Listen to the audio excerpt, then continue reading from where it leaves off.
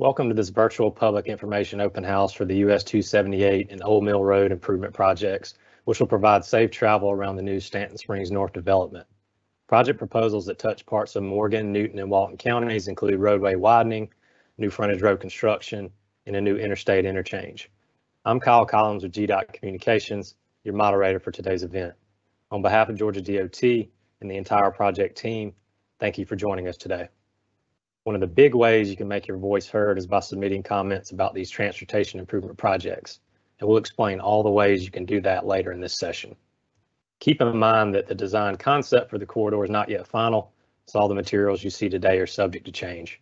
It should be noted that Georgia DOT's projects are separate endeavors from the new development in the area and are intended to improve surrounding infrastructure for all users, including the local communities it serves. Let's begin. This is a 1.5 hour virtual open house. For everyone's benefit, we have a few ground rules to ensure we maximize your time and answer questions accurately and thoughtfully. During today's session, you will be on mute. However, throughout the session, you could submit questions using the Microsoft Teams live Q&A feature. We urge you to keep your questions concise and specific to these projects. Also, please use appropriate language. After the presentation, we will read your questions for the project team to respond to. Keep in mind that we may group similar questions together. We will not repeat questions and answers until we have been through all questions. If we don't get to your question or the question involves a more detailed technical type response and we're able to provide you during this time frame, do not worry. We will respond within 2 business days. Please be sure to include your contact information in the chat so that we can follow up with you if needed after this meeting. Please note that all comments submitted will be part of the public record.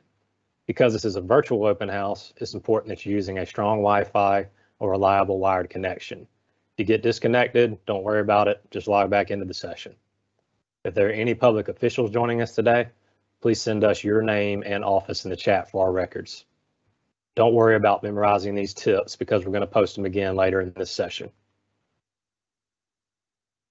For your convenience, we have set up closed captioning in multiple languages. To turn it on, simply navigate to the bottom right of your screen to the closed caption icon. Click it to turn captions on or off.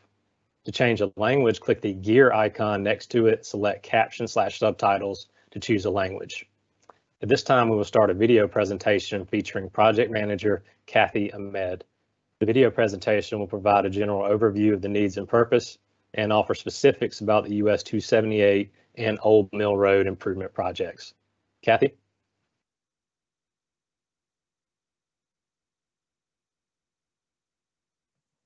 Thank you, Kyle, and thank you to everyone for joining us today to learn more about the US 278 and Old Mill Road improvement projects. Let's get started. Before we get into the details of this package of projects, it is important to understand why projects like these are needed. As you can see from this slide, Georgia attracts many businesses and along with them, jobs. Our lifestyle and standard of living are just 2 reasons companies choose Georgia, and our skilled, educated workforce supports it.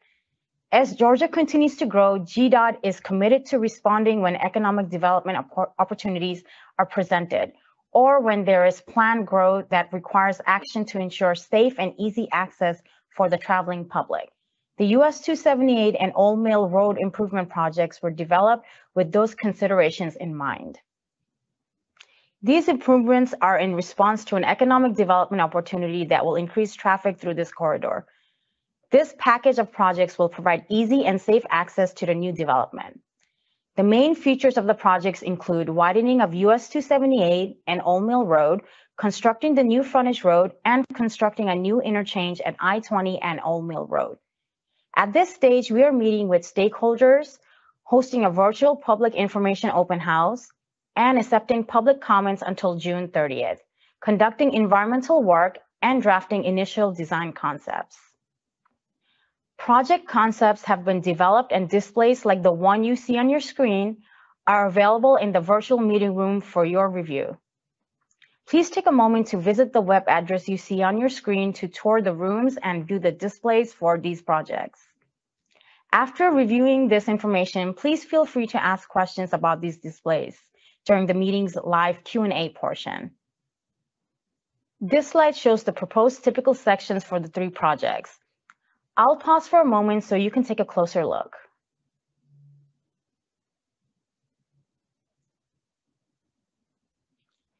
These projects offer several benefits to the corridor, including providing safe and direct access to major economic development in the area, mitigating traffic congestion, and creating a new multi-use path within the vicinity of the projects. There are multiple private developments that are either currently under construction or have construction planned for the near future. These developments provide thousands of jobs for the region and will be dependent on optimal access for motorists. In addition, these projects are designed to relieve traffic congestion based on the future traffic volumes. The projects will also increase safety for motorists traveling near and through the area.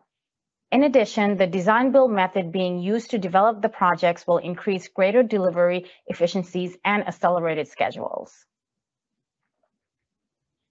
All three projects are going through the environmental process and a public comment period. They're not, however, all on the same timeline for completion. PI 0017219 and 0018363 will enter design-build selection in Q3 of 2022 with substantial completion planned for 2024. PI 0018361 is not planned to go to design-build until a year later with substantial completion not planned until 2025. The information and dates are subject to change. Georgia DOT is responsible for reviewing projects and filing appropriate documentation to ensure that all projects comply with applicable federal and state laws and regulations. Because of the Old Mill Road Interchange project, 0018361 is federally funded through the FHWA, the team will follow the National Environmental Policy Act, also called the NEPA process. The other two projects, 0017219 and 0018363, will follow the Georgia Environmental Policy Act, also called GEPA, environmental process. The environmental and design teams and other subject matter experts meet extensively during the design phase of a project to coordinate the best design options to avoid, minimize, or mitigate impacts to the identified resources. We also conduct public meetings like the one today to allow the public to provide comments on the projects. And that brings us to today for this virtual public meeting and virtual public information open house. On the project website, we encourage you to visit the virtual meeting room platform. There you will be able to view project information on the environmental process, current concept layouts, anticipated right-of-way needs, noise barrier information, as well as other details. Once you have viewed the materials, you will also have the opportunity to provide comments on the projects. Again, thank you for joining us, and we look forward to hearing from you. Now we'll go over how to navigate the interactive public information open house virtual meeting room platform.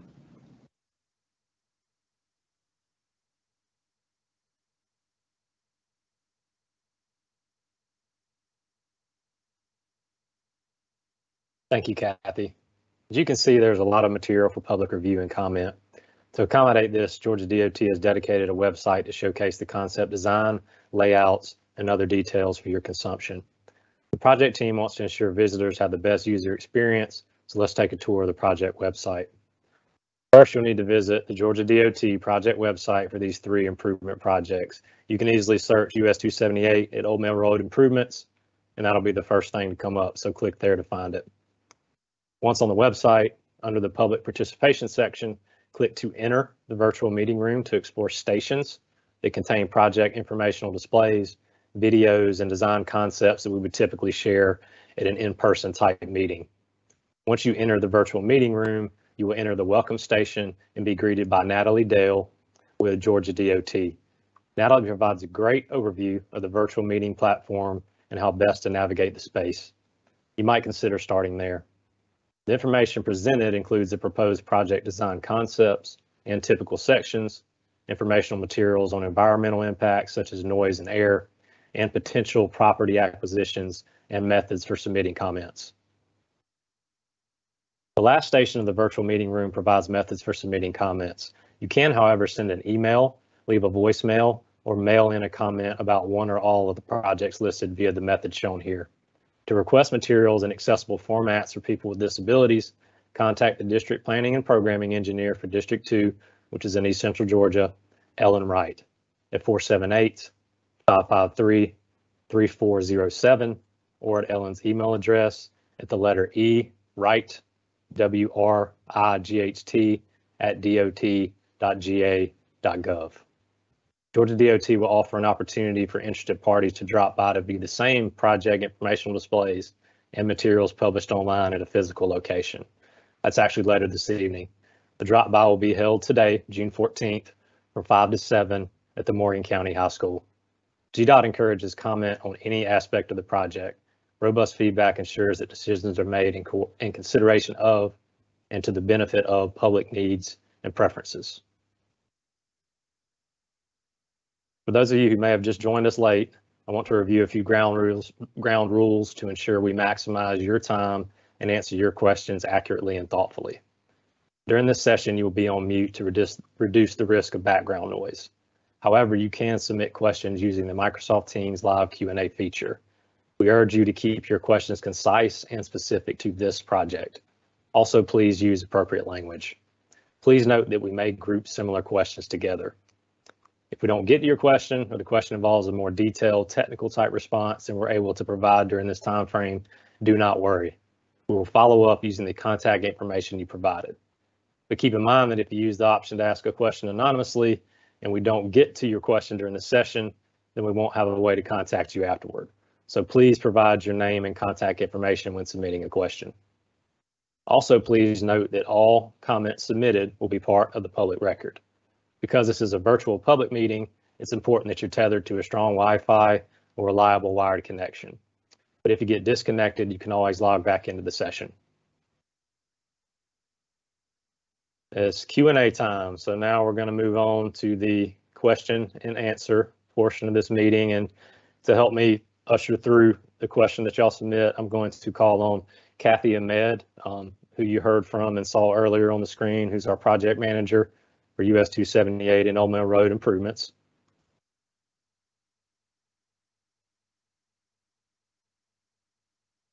Let's see, do we have any?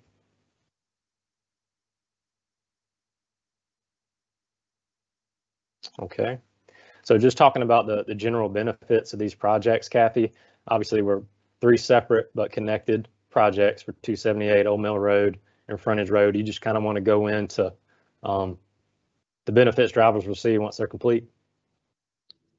Sure, yeah, we can go over the project layouts and so forth. I'd like to hand this over to Jonathan Langley to make the presentation. Hi there, Kathy, and hello to everyone who is tuned in to learn a little bit more about these projects here.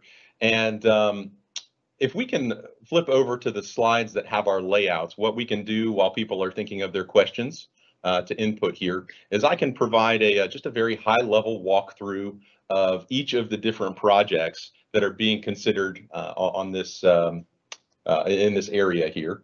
And so it looks like the first area that we have up on the screen here is the frontage road, and we actually show the frontage road in 2 different slides. So I'm going to start from the left side of the screen, and then we'll work our way towards the right. And then when we get to the end there, we'll go to the next slide, which will show how that road continues.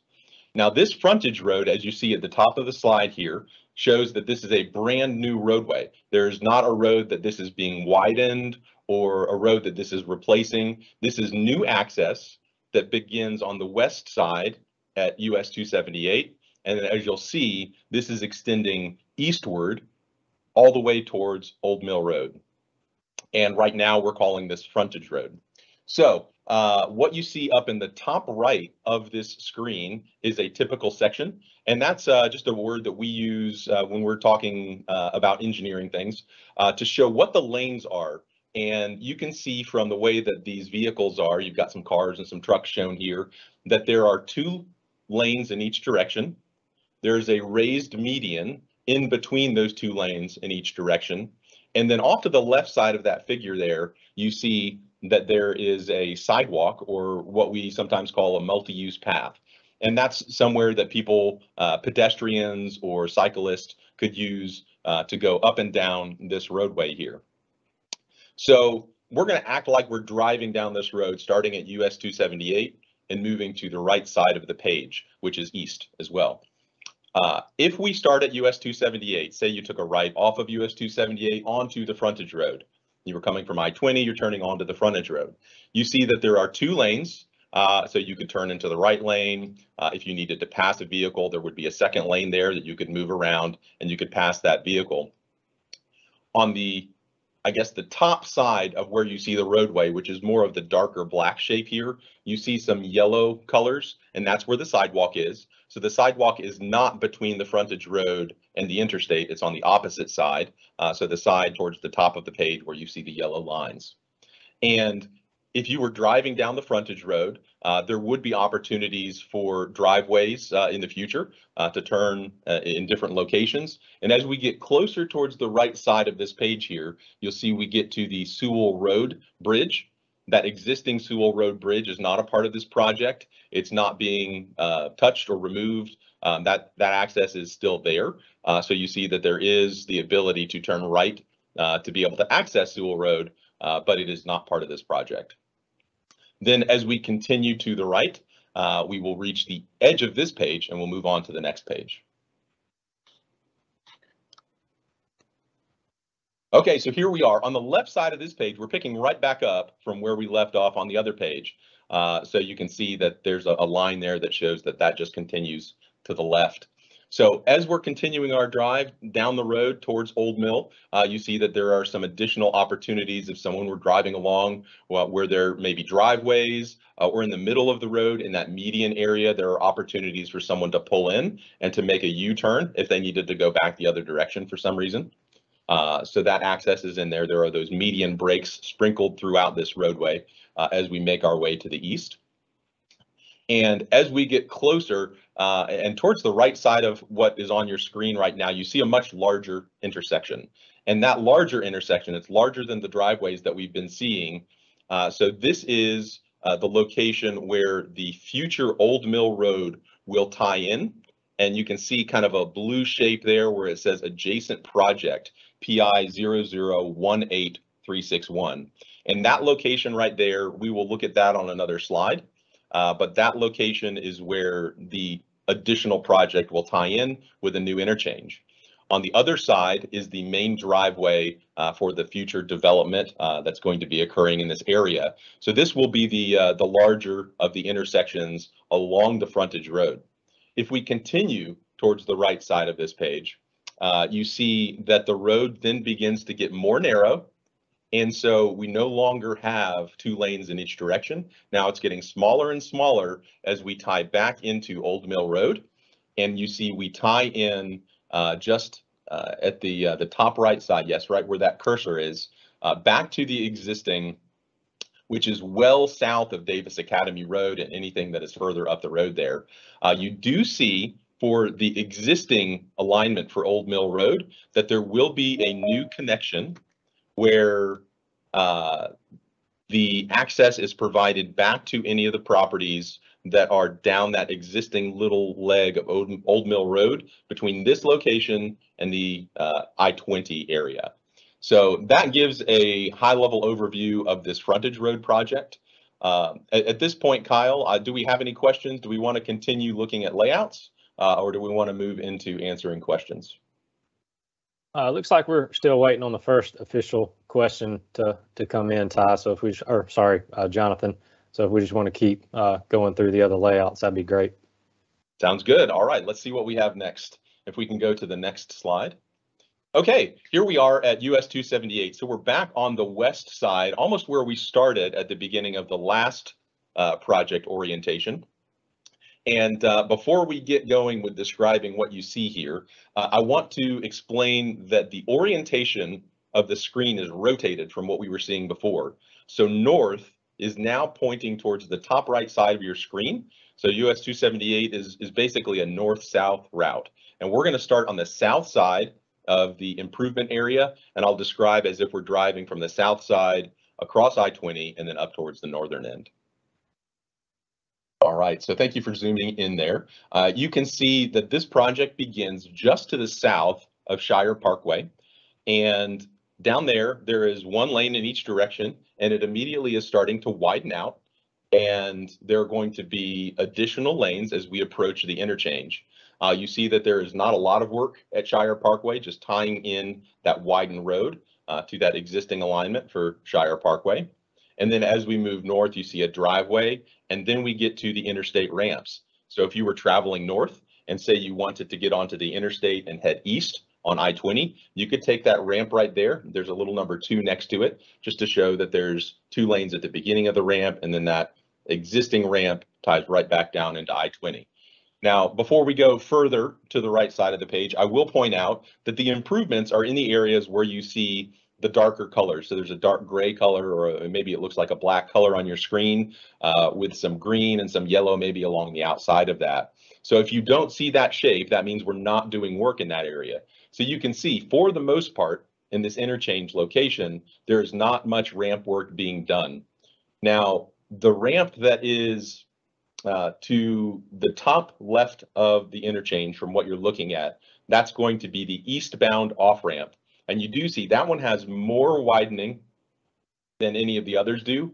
And the reason that that widening is included there is just to provide the sufficient amount of turn lanes for any vehicles that are exiting. So say, for example, someone was traveling east on I-20, they were to exit at this ramp, they would have the appropriate number of lanes, and it's a little bit widened from what it currently is, widened to 3 lanes here to be able to take that left turn or a right turn onto the US 278 area here. So we're going to continue towards the right side of your page. And as we continue towards the right, you see an orange shape over I-20. And what that is the existing bridge of US 278 over I-20. And what's important to note about this is that there is not construction to widen this bridge or to replace this bridge. The existing bridge was constructed with sufficient width. There's enough space on this bridge for the future lanes that will be included along the bridge. So instead of widening this bridge or replacing this bridge, just the lanes, the paint for the striping on the bridge will be replaced to allow the additional space. For those of you who are familiar with this area, as you drive across this bridge, you've probably seen that area over towards what is, I guess, the bottom side of the bridge, what you can see here. That area that is striped out and not being used right now, that's the space that's going to be used in the future for these additional lanes. So we'll continue further to the right, which is also roughly north. And you see the other ramps. There's an intersection for these other ramps that are coming to US 278 here. And then you continue to the right. Now, I will pause for just a moment to point out, every time you see one of these little circles, the little bubbles that have a number in it, that tells you how many lanes there are in that location. So you see that the number of lanes is changing as we go from left to right on the screen, or if you were going the other direction as well. And so the number 3 here means that there's a 3rd lane that's coming in as we come off the interchange, but you can see that that immediately goes away into a right turn lane at the little blue area for the frontage road. And then 2 lanes continue towards the right side of the page. So you see that blue area, there's a little call out at the bottom that says adjacent project, PI 0018363.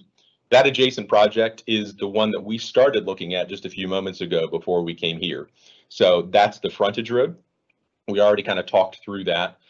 So we'll continue to the right as we continue towards the north. So 2 lanes continuing towards the north. You see another intersection in this location here. And at this location, we foresee a future driveway access point for the development that is coming. So that's what that intersection is. And then as you continue to the right of that, you see that those lanes, the little bubbles, go from 2 to 1. And that's because the road is now starting to narrow back down to the existing condition of 1 lane in each direction.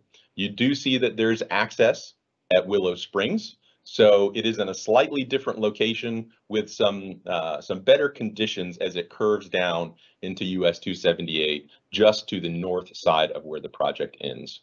So at this point, I think we have completed a description of the US 278 portion of the project. All right, so here we are with the 3rd project. This is called the Old Mill Road Interchange, and this is a brand new interchange at this location. So in order to talk about this, I actually want to talk a little bit about the existing conditions, describe what's going on there, and then we'll talk about this new interchange. So as you can see, just to the left of where you see the little I-20 shield there you'll see the existing Old Mill Road Bridge. And so you can see that the proposed interchange is actually offset to the west, further away from where the existing alignment is. And there are a number of reasons that it was laid out that way. If anyone's interested, we'll be happy to talk a little bit more about that. But I wanted to point that out initially just to show that the location of the new bridge is not in the same location as the old bridge. It's offset to the west. Now, when we do these conversations, we oftentimes get questions about the construction. What's happening during construction? And I could foresee a very common question being asked, what about this existing Old Mill Road Bridge while the other bridge is being constructed? So the current bridge does not have access to I-20 right now. It's just a bridge that goes across I-20. So as the new bridge that's shown on the left in orange, as that is being constructed, the existing Old Mill Road will remain open. That bridge will remain in place and will not be removed until the new bridge, which is in orange to the left, until that is constructed and opened. And we do that so people can maintain their current traffic pattern until there is some sort of a replacement in place, another route for them to travel on. So now that I've described that existing condition, I've talked a little bit about the construction and how that bridge will remain open. Let's take a look at this interchange and the layout. This may not be familiar to you, but I want to talk through what's unique about this. And then it looks like we may have some questions that are coming in and we can get to those. So this interchange, it has, instead of an intersection at the top of each ramp, you see that there are round shapes. These are roundabouts. And there's a roundabout on each side of the bridge. So let's imagine that we were driving from the bottom of your screen up towards the top of your screen, and imagine what that would be like if you were going towards Old Mill Road now. So if you were, from Old Mill Road up towards the frontage road. So if you're going north on Old Mill Road, the first thing that would happen is you come to this first roundabout, and you would yield to enter into the roundabout. And as you travel around that roundabout, you will then come out the other side, cross over this new orange bridge that you see in the orange shape there, and then enter a second roundabout. If you were headed towards the frontage road, you would just continue north and exit and head right towards the frontage road. If though, say for example, you were headed north and you wanted to get onto I-20 and you wanted to head west on I-20, you would go through that northern roundabout, just come right around the outside where you see the cursor and onto that ramp, just like any other interstate ramp, except that instead of an intersection, there's a roundabout at the top. Now, one last condition that you might experience if you were on Old Mill Road, say for some reason you were to miss the turn that you wanted to turn on and you needed to make a U-turn and go back in the other direction. One of the things that a roundabout would let you do is make that loop all the way around and then back down the other side of the bridge. So that does give an extra level of movement. These roundabouts are connected to each other, and so you can go around almost in a big loop between the two roundabouts there. Now, before we move on beyond this conversation, I'll point out a couple more things. On the existing Old Mill Road, you do see cul-de-sacs where that existing road is being closed down at the existing bridge. So access will remain along those existing roadways. It's just the bridge will go away. There'll be a cul-de-sac at the end of those. The last thing that I want to point out, and we're going to need to move towards the left side of our page here a little bit. I want to take a look at the eastbound ramp here. So I will point out, if someone is headed east on I-20 and they're exiting, you also see that there's the rest area in this location, the I-20 eastbound rest area. And so the exit ramp and the rest area ramps do come together into two lanes as you come up towards that roundabout. And then say someone was leaving the rest area and wanted to get back on I-20, they would just navigate through the roundabout, right to the other side of it, and back onto I-20. So with that, I think we've given a good overview of what this new interchange is going to be like. We've talked about the other two project PIs as well, the frontage road and what's happening at US 278. I think we may be at the point that we're ready to start doing questions. Kyle, I'll throw it back over to you and just see if I'm right about that. Thanks for that awesome breakdown, Jonathan. I think our viewers can see how much care, research, and time was spent into developing these concepts to all work in unison once things are finalized in a few years. So looks like we're starting to get some questions in here. So just to start with, for a general overview, Kathy, when is construction anticipated to start? So it sounds like we may have some different timing depending on what project we're talking about.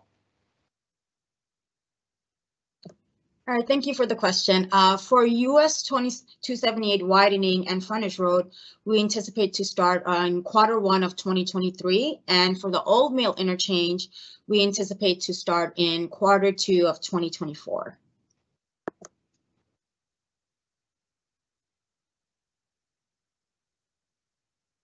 Awesome, thanks for that breakdown, Kathy. All right, I have another question here. This pertains to the rest area. Will the rest area remain open during construction and after? So how do we want to explain any changes that may occur to the rest area, Kathy? Thank you for that question. I'd like to hand that over to our subject matter expert, Jonathan Langley. Thank you very much, Kathy. So it looks like we do still have the layout on the screen. If we want to throw that back up there, we can talk a little bit about what's going on with the rest area. We just touched on it at a high level a moment ago, but are we able to put that back up? Yep, okay, it's there. I'm sorry. So the exit ramp that goes into the rest area, you see it to the far left side of the screen here where that I-20 shield is. That there's no construction in that location. That exit ramp into the rest area, it will remain the same, and no changes to that location. For people exiting the rest area, we talked a moment ago about the final condition when things are completed. And so in that location, people will leave the rest area, head east. They will go up the ramp through the roundabout and then back down to I-20 on the other side. But the question, which is a very good question, is what will happen with the rest area while construction is ongoing? And very similar to the way that we talked about Old Mill Road, that bridge remaining open, access to and from this rest area will remain open while the project is being constructed.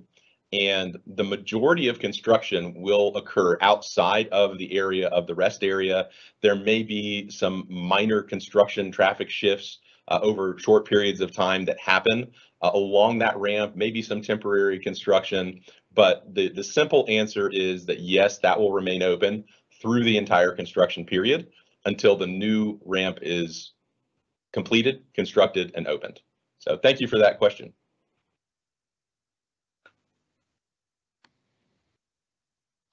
Thanks for the breakdown there, Jonathan. And I kind of had a follow-up to that, just as it relates to what folks saw on the screen there. Why take away that existing on-ramp, you know, if I'm leaving the rest area and wanting to get back on I-20 like I currently do? Is that just a traffic safety type issue to go ahead and separate those movements from what the new ramp to Old Mill is going to be versus existing to avoid those conflicts and send them up to the roundabout? Right. If I'm understanding your question, it was why in the future condition do they not just go right back into the interstate in that location? Why does it go back up through the roundabout? And if that's the follow-up question, it really has to do with the proximity. How close is this new interchange to the ramps coming out of that rest area? Within the design world, one of the things that we look at to ensure that you have a safe environment is ensuring that ramps are not too close together. This keeps a situation from happening where you would have people leaving the rest area coming onto the interstate and going off onto Old Mill Road in the same short period. And that could create conflicts that would potentially lead to incidents. And we just want to avoid that kind of thing. So the safer way to do that is to combine those two movements together and provide a longer ramp so that people come right back around and then onto I-20 on the other side. So hopefully that answers your question.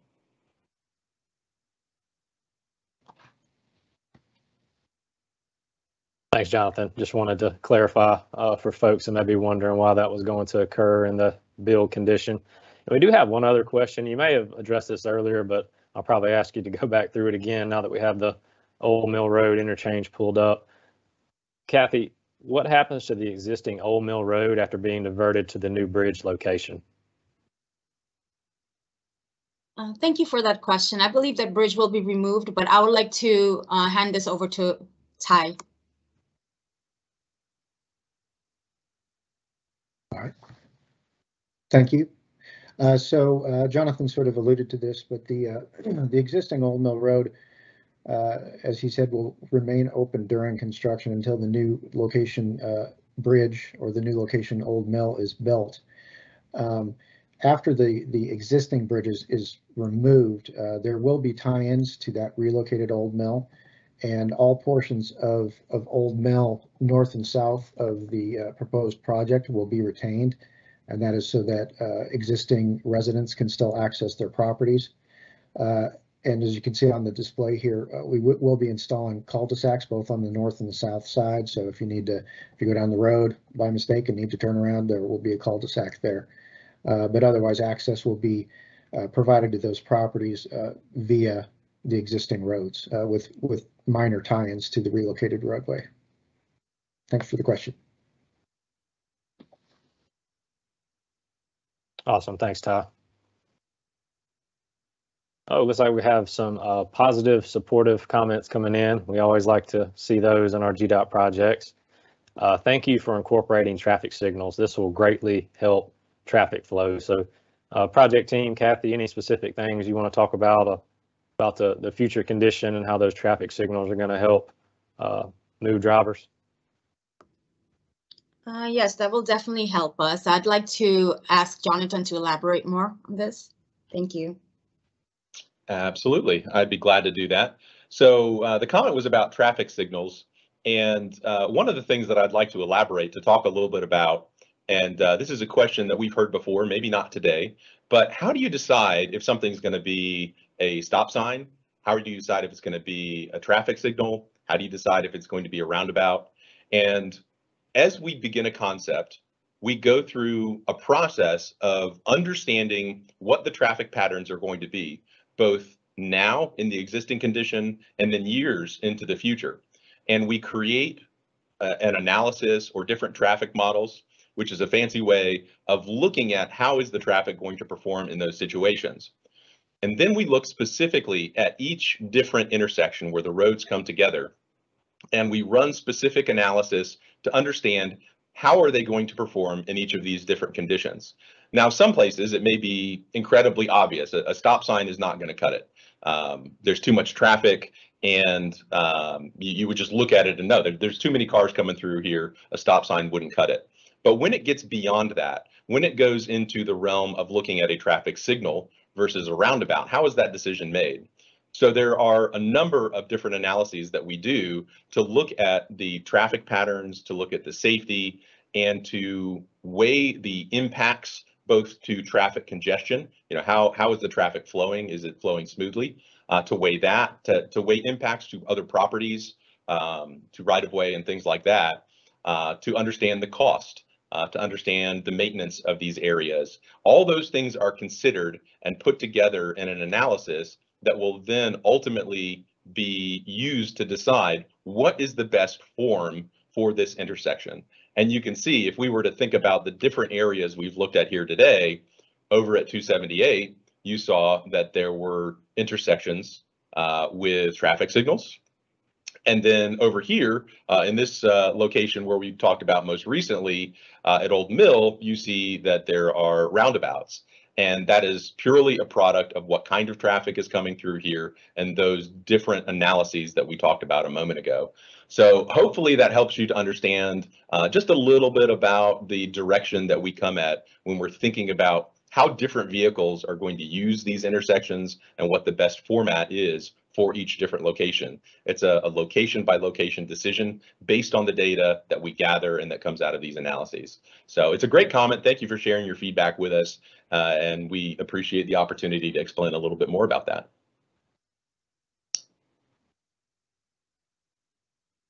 Awesome. Thanks, Jonathan. Looks like we have another question that came in, Kathy. What is going to happen to the landowners who live right at the existing northwest and northeast corners of where Old Mill goes over I-20? Okay, thank you for the question. That's a valid question. We understand your concern, and I'd like to hand this over to Phil Copeland, our subject matter expert. Thank you. Thank you, Kathy, for the opportunity. Yes, that is a very good question. As the project plans are further developed and the specific right-of-way needs are identified, if a piece of property is impacted with a right-of-way acquisition, there is a process that we follow to acquire the property. I would encourage you all to visit the virtual meeting room in the property acquisition section. It will, in that section, in that part of the virtual meeting room, you will see a right-of-way brochure that will talk about the right-of-way process, the procedures that we use, and then you'll also find an acquisition timeline that will give you some idea about the amount of time that it takes for DOT to complete the right-of-way acquisition process. But if once the plans are developed and there is a right-of-way impact, the property owner would be contacted, an appraisal would be prepared of the property, and then the offer to the property owner would be based on the fair market value of that appraisal report. If for some reason those properties that are referenced in the northeast and northwest quad corners, if one of those happens to be displaced, if the residential structure is impacted, there is also a relocation benefits program that goes along with the right-of-way process that is also explained in the right-of-way brochure. So again, I would encourage you to familiarize yourself with the right-of-way brochure and the acquisition process that's provided in the virtual meeting room. If you have any additional questions specific to your property and you want to enter your information into the question and answer session, we can try to get back with you and provide you a more detailed response specific to your property. Again, thank you for your question.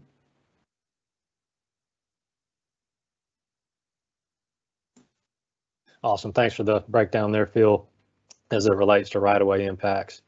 Looks like we have another question. Kathy, will there be lights incorporated around the new interchange? So as far as illuminating that future Old Mill interchange, what are we looking at there with the current concept? Thank you for that question. Yes, there will be lighting incorporated into the interchange and the roundabout. I'd like to hand it over to Jap for a bit more elaboration on that. Thanks for this question. Yes, as Kathy already mentioned, we are incorporated lighting at the new interchange.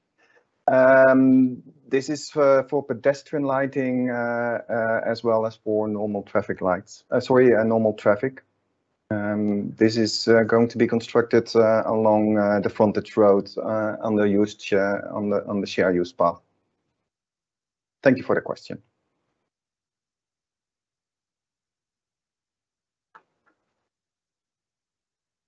Thanks for that, Yap. Looks like we have another just sort of general comment here from Catherine Morgan. I'm so glad to see GDOT taking a proactive stance to put infrastructure in place that will create safe access, divert traffic from local roads, and give the new industries at Stanton Springs direct access to the interstate system. So, Kathy, again, always great to hear a positive comment when we're talking about GDOT projects.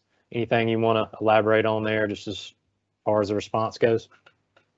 No, thank you very much for your positive comments. We definitely appreciate them. I would like to hand it over to Jonathan to elaborate a little bit more. Thank you. Absolutely. Thank you for this comment. Like Kathy was saying, it's always very good to hear the feedback on this. And one of the things that stands out to me about this comment, something that I can elaborate on here, is they were recognizing the proactive stance here. And one of the things that we have tried to do on behalf of these projects that we're talking about here today is not just understand the existing conditions and improve those existing conditions, but also understand what those future traffic patterns are. There are a number of different developments that are coming into this area here along US 278, some to the south of I-20, and then of course to the north of I-20. And so there is a process that we go through to take a look not only at the current configuration and how that would improve, but also looking towards those traffic patterns of the future and how these new developments are going to bring new traffic into the area. Now, just bringing that traffic in, that could provide stress on existing roadways. And so what the goal of this project is to do, these projects, are to proactively look at that and understand where would the stress be on those systems so that we can provide sufficient capacity. What I mean by that when I say capacity is the right number of lanes. Do we put turn lanes in the right place? Are we putting intersections in the right place? Are they the right kinds of intersections? So that when the traffic does arrive in the coming years, that the facilities have already been built, that we're not playing a game of catch up, but then again, it's a proactive approach to being sure that these facilities are laid out and in place by the time that they're needed. So great observation. We always appreciate the positive feedback, and thanks for giving us a chance to talk a little bit more about that.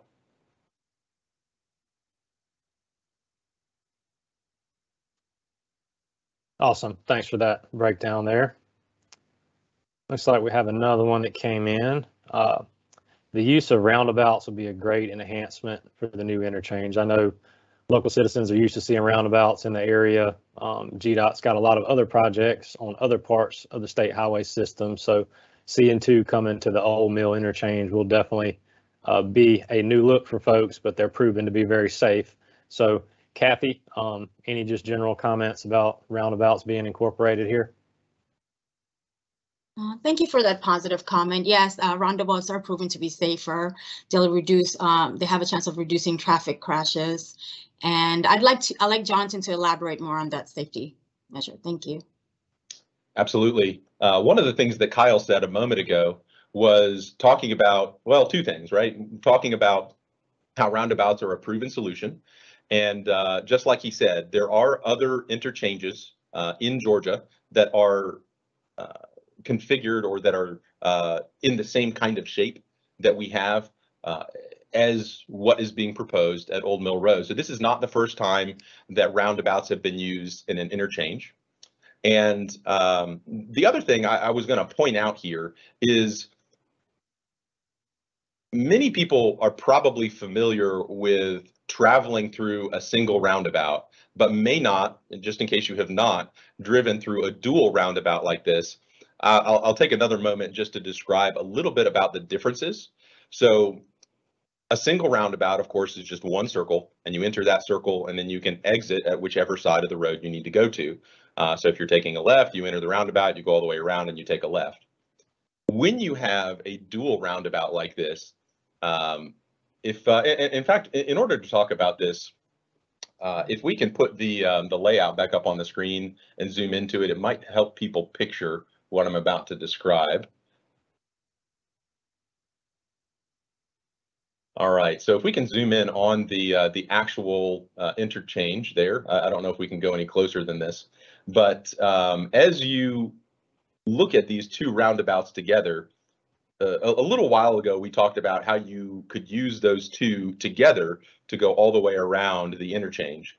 And one thing that you'll notice is that if you look at the roundabout in and of itself, the way it's laid out, it's not an individual circle. So in a normal roundabout, not that anyone would do this, but you could get in the roundabout and make a full 360-degree circle all the way around and then come out the other side. In these roundabouts here, if you were to try and go all the way around the circle, you would first have to go across the bridge and then back around the other side of that.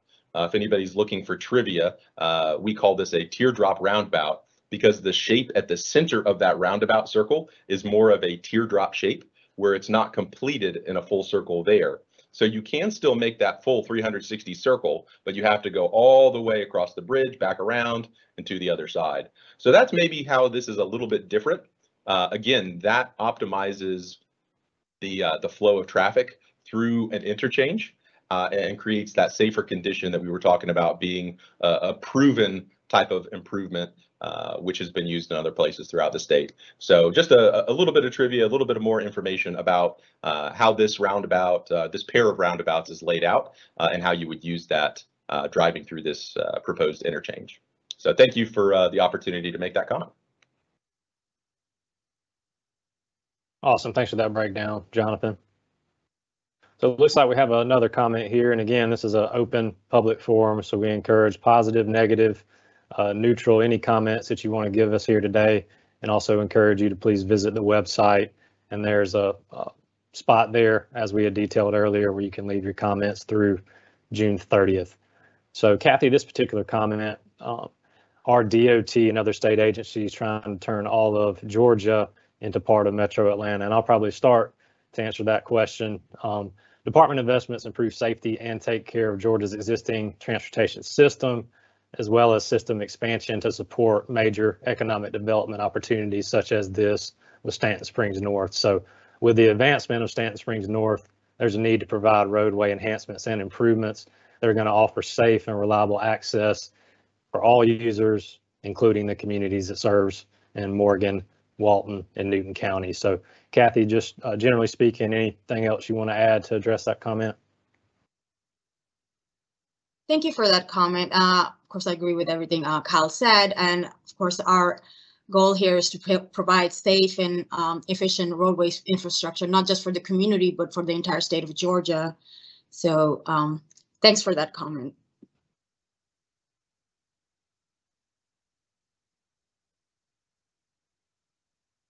Awesome. Thanks, Kathy. We have another one that came in here. With large industries around the exit 101 for many years, a frontage road will certainly help divert traffic off of smaller city roads. So that was actually another comment. So it sounds like to the positive of the frontage road. So anything we want to add there about how that's going to help traffic flow between 278 and the future Old Mill Road? Sure. I'd like to hand this over to Jonathan. Sure. Thank you, Kathy. And so the comment that was here is that a frontage road will certainly help to divert traffic off of smaller city roads. We spoke a few moments ago about how we want to be proactive in understanding what the future traffic pattern is going to be, not just the way it is right now. And part of understanding what that future traffic pattern is understanding what's going to happen to the existing local roads. And if at all possible, what we would like to do is try and create, if you want to think of it this way, almost a path of least resistance for the traffic to go from where are you leaving from, where are you coming from, and where are you trying to go. And I think we've all probably experienced the situation where if we're in our cars and the traffic starts to get backed up, you just start looking for whatever the new path of least resistance is. That might take you off onto a smaller local road. But by looking at that proactively, looking at that future condition and understanding where the traffic is coming from, where the traffic is going, we have the ability to use these models that we create to create enough lanes, enough turn lanes in the right place, and the enough number of lanes to be able to allow traffic to be where we would expect them to be and not overload that system. And so when we talked about the frontage road earlier, you saw that there are 4 lanes along the frontage road, 2 lanes in each direction. Part of the reason that that's there is to ensure that not only on the day that it opens, but in the future, that we're providing a frontage road that has enough capacity, enough lanes for people to drive from one side to the other and not have to seek out other options, other local roads. That was not the intention of how they would go from point A to point B. So that's a very intuitive comment, and thank you for sharing that with us. That frontage road really is intended to help give a new connection to help people get from point A to point B based off that future traffic pattern. So thank you for your comment. Appreciate that. Thanks, Jonathan. Let's see, we have another one that came in. Do you know that neighboring landowners do not want a new intersection and lights here, which will destroy the rural character of the land? So Kathy, just as regards to a new intersection and lights coming to the area, how would we like to address this comment? Thank you for your question. We appreciate that comment. You can leave your comments as well in our website, and I'd like Jonathan to elaborate a little bit more on this.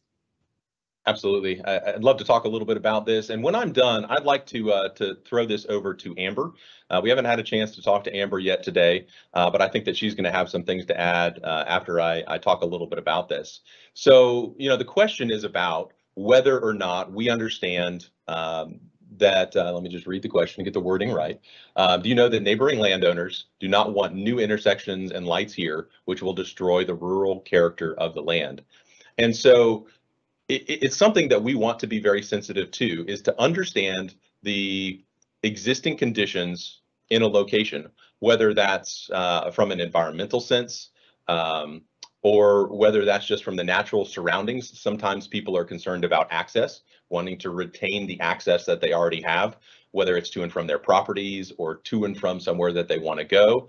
We know that there are locations along these corridors, or maybe just outside of these corridors, that are very important to people. We know that there are certain locations in particular that we would try to avoid with any kind of impacts. So it's our responsibility to take a look at all of those things and understand what those things are and how to balance all of that out. So what I'd like to do, if I can send this over to Amber. Amber, if you can talk a little bit about that process from the environmental perspective, understanding the things that we do to understand the type of impacts and avoid or minimize or mitigate certain kinds of impacts with a project like this. I think that that would be something people would like to hear about. Amber? Thank you, Jonathan.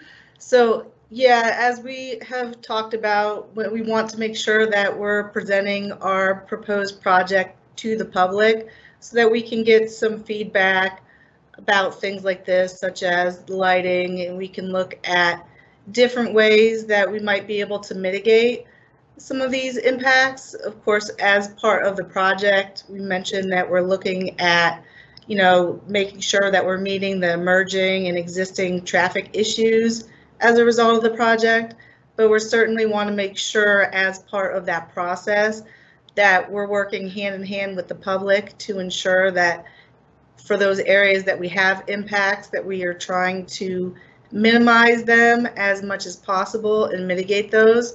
So we of course encourage your comments as part of this process so that we are able to look at different mitigation ideas that you as part of the public living in the area would benefit from. Thank you so much for that comment.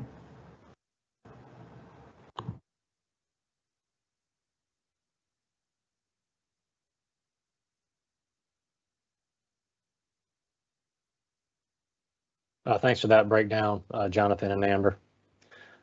So just as a reminder, again, we want to take all comments, and there's a lot of different ways for y'all to do that. So we're going to go through tips to navigating the virtual meeting room, which you can see here on your screen. Again, US 278 at Old Mill Road improvements is how you get there if you just put that in the search. So we want to make sure that you have the best user experience. So let's do the tour again. First, you're going to have to visit the website, which we just described earlier for these 3 improvement projects. So once on the website, under the public participation section, click to enter the virtual meeting room. So you're going to scroll down from that top portion, like you can see here. You see Natalie Dale, our statewide spokesperson there, that's welcoming you in. You're going to click that icon there, enter the virtual meeting room. So once you're inside this meeting room that's loading right now, you're going to explore stations that contain project informational displays, videos, and design concepts that we would typically share at an in-person type meeting. So you can see here, it's welcoming you into the room.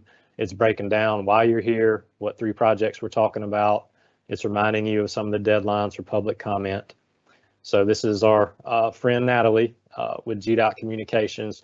She provides a great overview of the virtual meeting platform and how best to navigate this space. So it's a perfect start. If you would just click on that video, she can kind of take you through.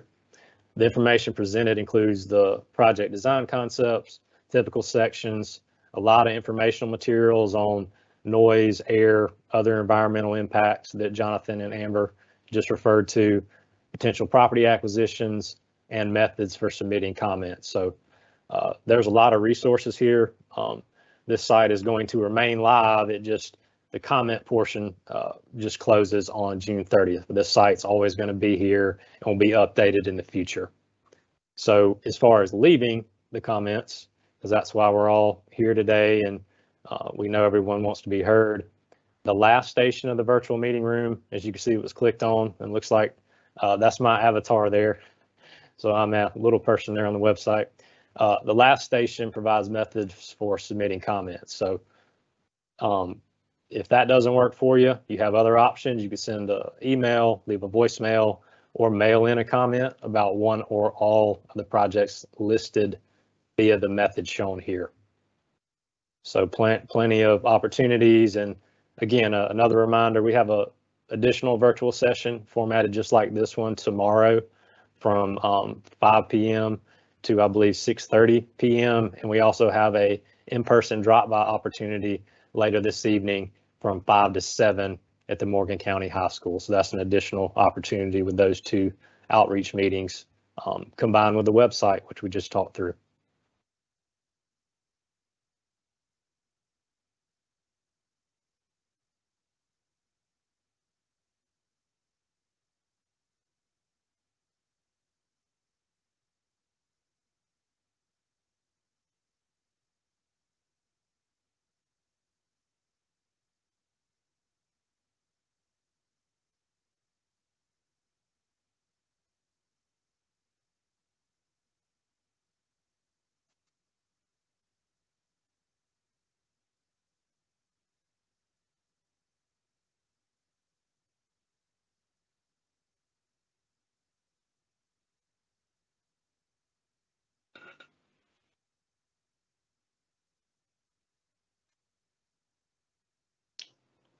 All right. It looks like we may be having some technical difficulties with our moderator, Kyle. So I think what we can do is we can take a look at some of these comments that are already on here.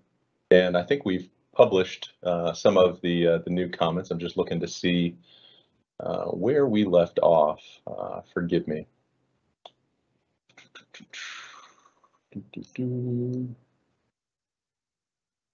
All right. So we have a comment here that says, with large industries around the exit 101 around for many years, a frontage road will help divert traffic. Oh, I'm sorry, I think we already got that one. So if not, it's very similar to the one that we just saw a minute ago.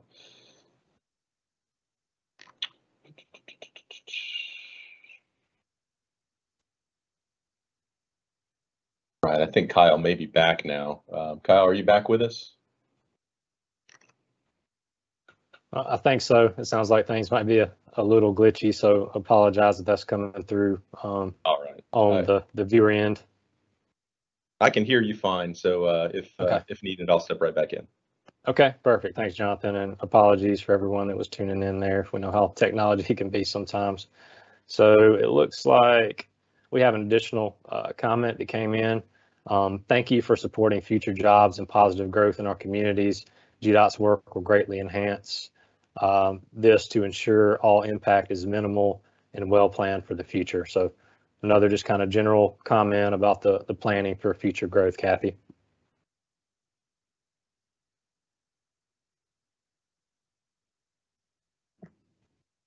Thank you for that positive comment. We really appreciate that. Of course, I would like to hand this over to Jonathan to, to elaborate a little bit more. Sure. Yeah. We've talked about this a lot today. It seems like a good a trend that we've been hearing from many people, and that's understanding the growth in the area, but wanting to ensure that that growth is positive growth. And so that involves anticipating what that growth is going to be like, and understanding what the developments are that are coming into the area and then accommodating those. We've talked about that in terms of the frontage road, but we also could talk about that in terms of both US 278 and the Old Mill Road interchange. One of the questions that we've heard, we haven't heard it here today, but the question has been or has come to us about if there is an interchange at US 278, why would you anticipate the need for another interchange at Old Mill Road? And we talked a little bit earlier in the call about doing these traffic projections where we try and understand the traffic pattern where people are coming from and when the need arises for there to be additional capacity. Capacity is just another way to say lanes or access. When there needs to be additional access beyond what is existing and what is already there. So right now, the interchange at US 278 is serving the area, but as these developments come, the analysis that we have performed has shown the need for an additional point of access from I-20 to the local system here. And so as people exit from I-20 to Old Mill Road, that's going to provide an alternative access point to move into the surrounding areas where these new developments are coming in. Specifically in that location at Old Mill, that's going to provide access back up to the frontage road, as well as down to the south where there's already Old Mill Road down there as well. So hopefully that gives you a little bit of an idea, but there is an in-depth analysis and a report that is created to go through and to justify the need for, or not in some cases, but in this case, there's a need for an additional interchange to distribute that traffic and not put it all right at that US 278 location. So hopefully that answers your question, well, or the comment that was raised there. So I'll hand it right back over to you, Kyle.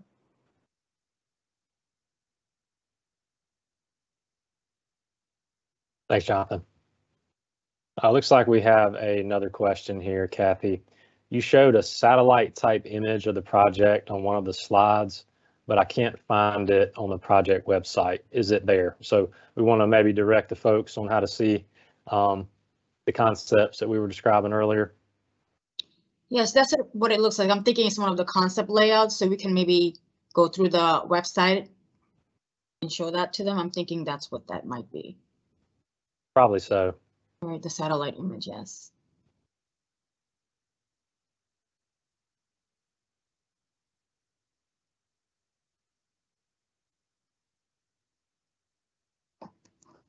So again, everybody, we're at US 278 at Old Mill Road Improvements website on the GDOT web page. We're going to the virtual meeting room. Now we're just going to check out some of the concepts. So each, as you see there, each project has its own dedicated section. So you see Marlo Clowers, who runs our alternative delivery program there. You see a project handout and you see a concept display. So more than likely, that's what this citizen was referencing.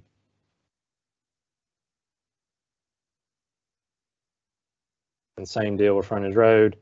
You click on that, it's going to be on the right-hand side, and that's Kathy, who you're hearing from today.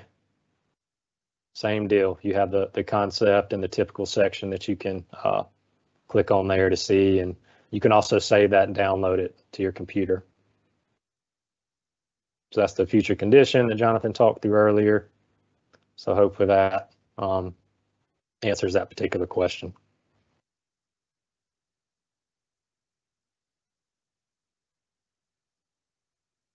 Let's see. We had another one come in. I'm going to ask the project team to potentially help me with this one. Is it necessary to create a login on the site to make comments? If so, why? Just initially, I don't believe you have to. It should be wide open for you to go in there and submit via that survey on the bottom right comment station page. But Kathy, any additional direction we'd like to provide there? Yes, agreed with you, Kyle. You don't need to create a login to leave a comment, but if you have any issues, you can leave your contact information in the comment box so we can help you. But you do not need to log in to leave a comment on our site.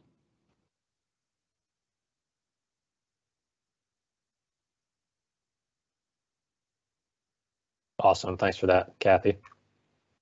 Let's see if we have any other comments that have come in. Oh, looks like we have some statements here. Thank you for offering the virtual session online. This has been a wonderful way to voice our opinion as well as learn about the upcoming project. So thank you very much for that comment. That's why we're doing this robust public involvement on the 278 and Old Mill Road improvement projects.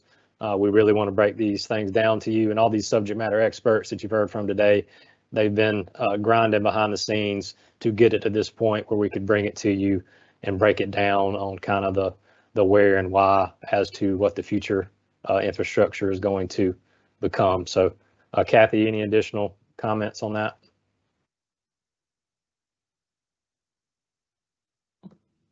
No, Kyle, I just would like to thank everyone for the positive comments. We appreciate it. Thank you.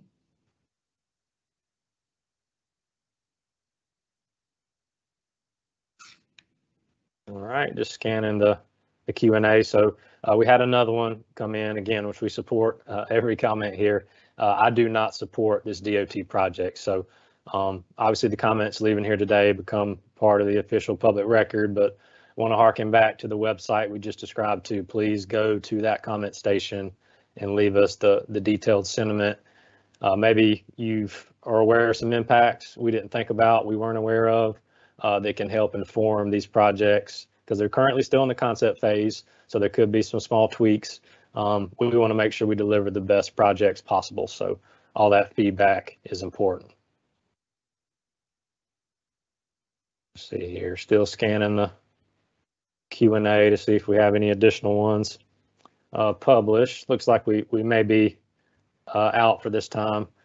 And Kathy, I'll probably queue one up here. We may want to direct this to Jaap and Jonathan at some point, but just talking about how we incorporate traffic volumes as a whole, and that we predict and build these projects 20, 30 years down the road. Do we just want to talk about that process and how we're looking many years down the road when we develop these projects to make sure we reduce congestion and increase safety?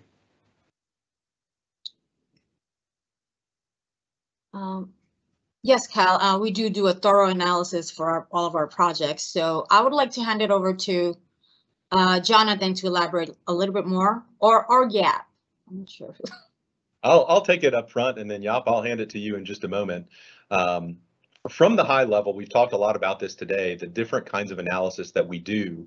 And these kinds of virtual meetings or even leaving your comments, it helps us to understand what you're thinking, but it also helps us to be able to explain to you what goes on behind the scenes. I think for a lot of people, they don't understand the level of work that goes into understanding some of the things we talked about today, like the number of lanes. Where are you going to widen a road? If you're widening in a certain location, how does that affect access? What does that do to utilities in the area? What about the water? What about the drainage? What about all these different components? These are all things that we have to consider. And the traffic flow is one of those things that is very important for us to think about. And so I think you heard Kyle and Kathy just mentioned safety and operations. When we are designing a facility, not only are we just trying to decide where asphalt is going to go or concrete is going to go, we have to ensure that it is a facility that's going to work and a facility that is going to be safe for the people who are driving on it. So Jaap, if you don't mind, I'd like to hand it over to you. And if you can just maybe talk at a very high level about some of the different types of analysis we do. Maybe, for example, how do we understand how people are going to use the facility? Maybe not just right now, but also how do we look to the future to understand what those future traffic patterns are going to be? And how does that then factor into what we do to create these designs? Jaap, I'll hand it over to you, and maybe you can tell us a little bit more in detail about that.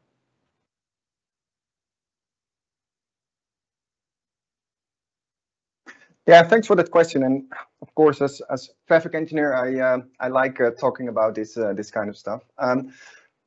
Based on our traffic analysis, we look at historical traffic patterns and future traffic patterns. We take everything into account, and that's not only looking at the new facilities in this area, but also what's going to happen in the cities around this area.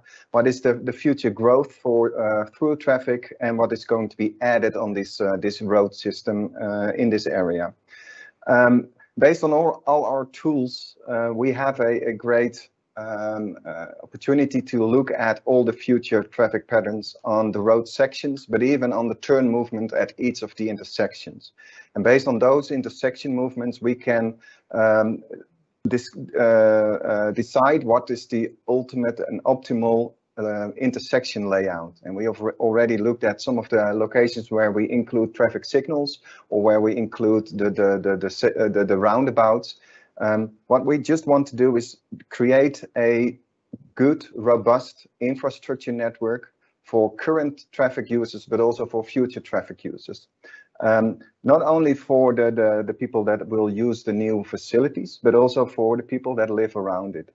And with all our analysis, we know the future traffic volumes, and that's where we base our new infrastructure for. And as Jonathan already mentioned, that's about the number of lanes at the road sections, but also at the number of turn lanes at the intersections, the roundabout, the number of lanes at the roundabout, so that we provide a good and safe infrastructure for everybody. If there are more questions about it, please let me know. We are willing to answer more of this. Thanks for this one.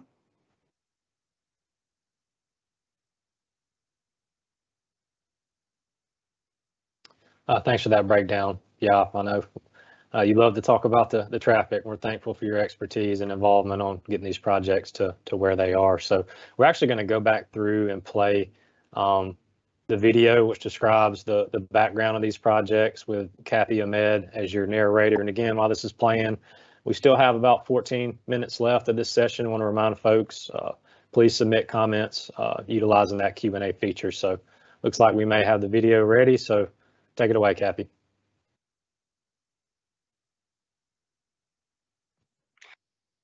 Thank you, Kyle, and thank you to everyone for joining us today to learn more about the US 278 and Old Mill Road improvement projects. Let's get started. Before we get into the details of this package of projects, it is important to understand why projects like these are needed. As you can see from this slide, Georgia attracts many businesses and along with them, jobs. Our lifestyle and standard of living are just two reasons companies choose Georgia, and our skilled, educated workforce supports it. As Georgia continues to grow, GDOT is committed to responding when economic development opportunities are presented, or when there is planned growth that requires action to ensure safe and easy access for the traveling public. The US 278 and Old Mill Road improvement projects were developed with those considerations in mind. These improvements are in response to an economic development opportunity that will increase traffic through this corridor. This package of projects will provide easy and safe access to the new development. The main features of the projects include widening of US 278 and Old Mill Road, constructing the new frontage road, and constructing a new interchange at I-20 and Old Mill Road. At this stage, we are meeting with stakeholders, hosting a virtual public information open house, and accepting public comments until June 30th, conducting environmental work, and drafting initial design concepts. Project concepts have been developed, and displays like the one you see on your screen are available in the virtual meeting room for your review. Please take a moment to visit the web address you see on your screen to tour the rooms and view the displays for these projects. After reviewing this information, please feel free to ask questions about these displays during the meeting's live Q&A portion. This slide shows the proposed typical sections for the three projects. I'll pause for a moment so you can take a closer look.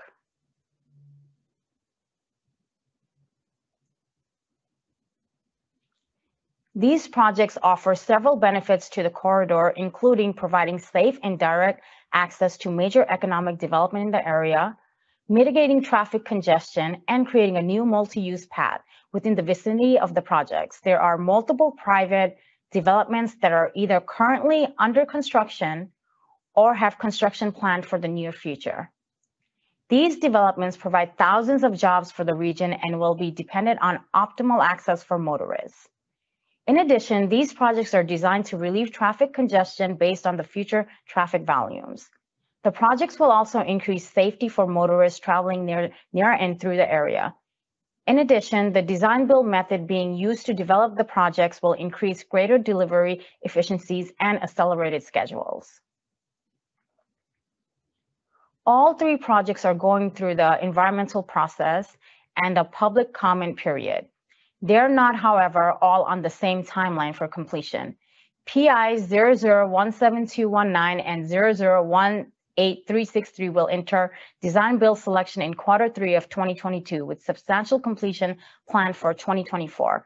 PI 0018361 is not planned to go to design-build until a year later with substantial completion not planned until 2025. The information and dates are subject to change. Georgia DOT is responsible for reviewing projects and filing appropriate documentation to ensure that all projects comply with applicable federal and state laws and regulations. Because of the Old Mill Road Interchange Project 0018361 is federally funded through the FHWA, the team will follow the National Environmental Policy Act, also called the NEPA process. The other two projects, 0017219 and 0018363, will follow the Georgia Environmental Policy Act, also called GEPA, environmental process. The environmental and design teams and other subject matter experts meet extensively during the design phase of a project to coordinate the best design options to avoid, minimize, or mitigate impacts to the identified resources. We also conduct public meetings like the one today to allow the public to provide comments on the projects. And that brings us to today for this virtual public meeting and virtual public information open house. On the project website, we encourage you to visit the virtual meeting room platform. There you will be able to view project information on the environmental process, current concept layouts, anticipated right-of-way needs, noise barrier information, as well as other details. Once you have viewed the materials, you will also have the opportunity to provide comments on the projects. Again, thank you for joining us, and we look forward to hearing from you. Now we'll go over how to navigate the interactive public information open house virtual meeting room platform.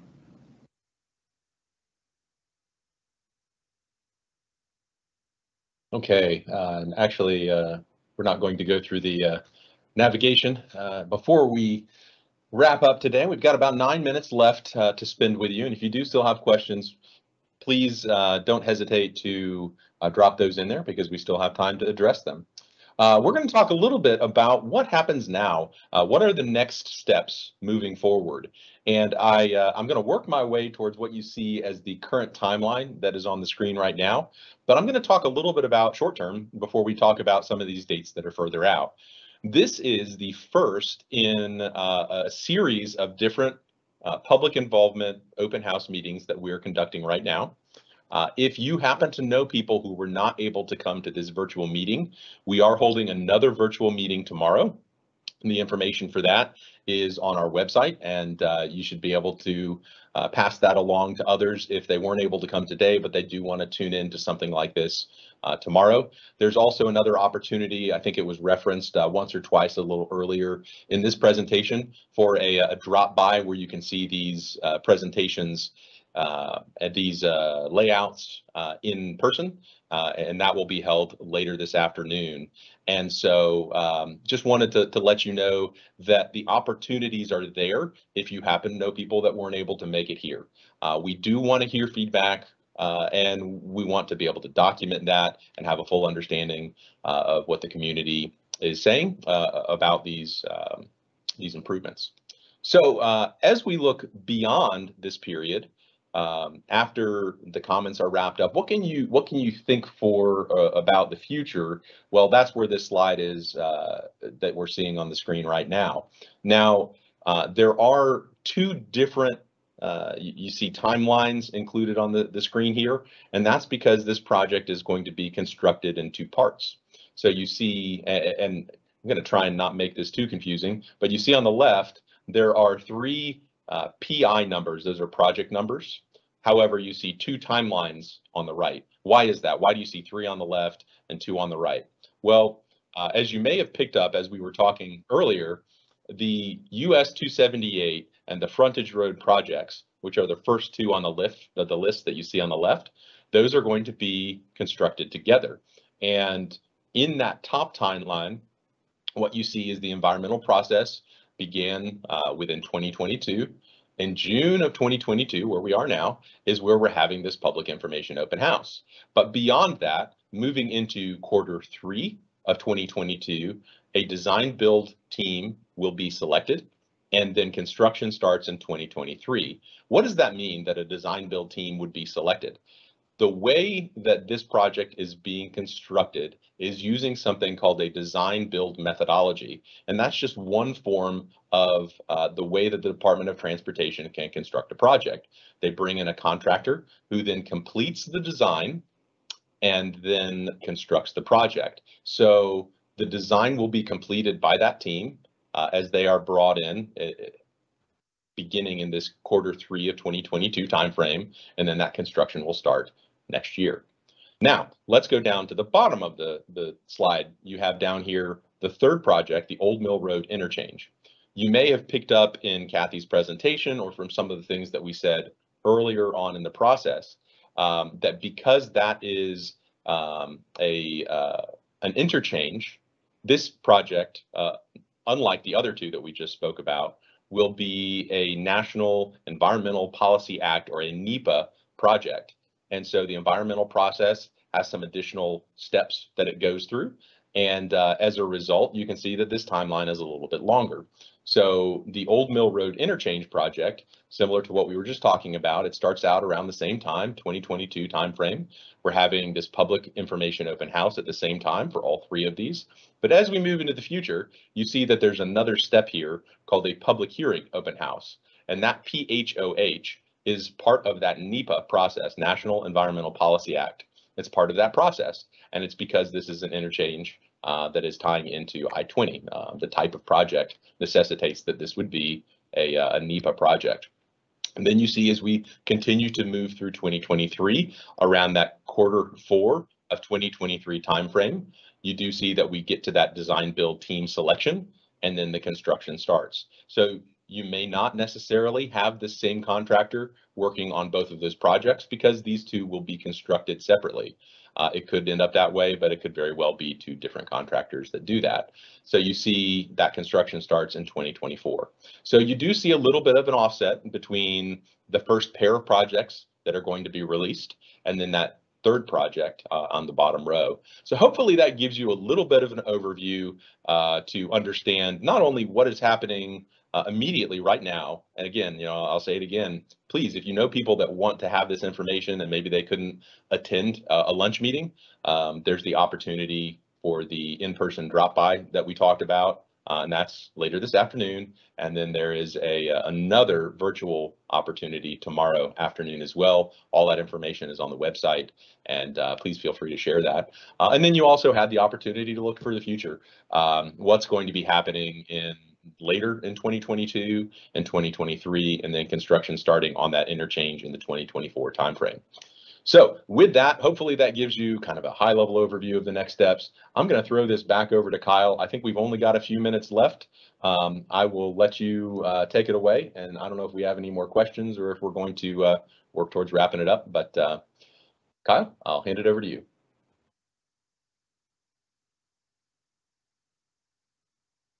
Thanks, Jonathan. We actually did have one more question come in under the wire. So I think before I read this question, we maybe queue up the frontage road concept map as it ties into the future Old Mill Road area. I think that may provide the citizen what they're looking for, and we can always change that if it's not. But the question is, because Old Mill Road map does not go further north, I don't see where access to the proposed new frontage road from Old Mill or Davis Academy. So basically just clarifying an access point to the northern side of that new frontage road in Old Mill Road tie-in, Kathy. Thank you for your question. I'm hoping this slide will help clarify things, but I'd like Jonathan to elaborate more on that. I'd be happy to. And yes, so hopefully this slide helps you to understand. And I understand the person who asked this question. I totally understand where you're coming from. The way we have shown the projects here today, we've broken them up by the three projects. They're not all combined onto one display. And so the way that we reference where one project ties into another project, you can see that there's a call out. And I would say that if you want to look at this a little more closely, we're going to talk about it, don't worry, we're going to talk about it here. But if you want to look at it a little more closely, you can go to the website and to take a look at these and zoom in. It might also help to see it a little more clearly. But what you see on your screen here is an intersection where there's a little piece coming down off the bottom, and it's a little blue shape, and it says adjacent project PI 0018. 351, small on my screen, I'm sorry, but 361, there we go. So what's happening here is the Old Mill Road project with the new interchange comes in and ties in at this intersection. So if you can imagine the Old Mill interchange down below where that cursor is, below where that blue area is, and the interchange will be down at I-20 through here. So if you come off the interchange, you can come up that route and tie into this intersection here. So the existing Old Mill, it would be further off to the right, and you see that it's coming northbound towards Davis Academy. Well, now what Old Mill Road will do in its new configuration, the interchange will come up and tie into the frontage road. And if you wanted to go north, then you would just take a right onto the frontage road, which wraps right back around into what is existing Old Mill Road further to the top right of your screen. So you can still make that movement if you're headed north, but instead of just traveling up Old Mill Road all the way to Davis Academy, you're going to come up the new interchange area of Old Mill Road, tie into this intersection that you see here, take a quick right, and then head straight up to the same location you would have gone otherwise. And that tie-in area, I know you can't see it, but it's well south of Davis Academy, where that's tying back in. So no impacts up near the Davis Academy area. All right, I hope that that answered that last question. Kyle, I'll hand it back over to you. And I just want to say thank you to everybody for all the questions that you've sent in. These have been very helpful. And again, feel free to share the other involvement meetings that we have coming up as well, if you know people that weren't able to make it here. Kyle, back over to you. Thanks a lot, Jonathan. So it is that time, folks. It's actually 1:31. So thanks again for everyone that tuned in today. Like Jonathan said, thanks to all our subject matter experts that were here to answer the specific questions.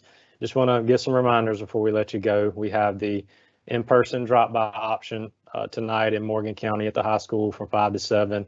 We're also going to run back another virtual session formatted just like this tomorrow evening from 5 to 6:30.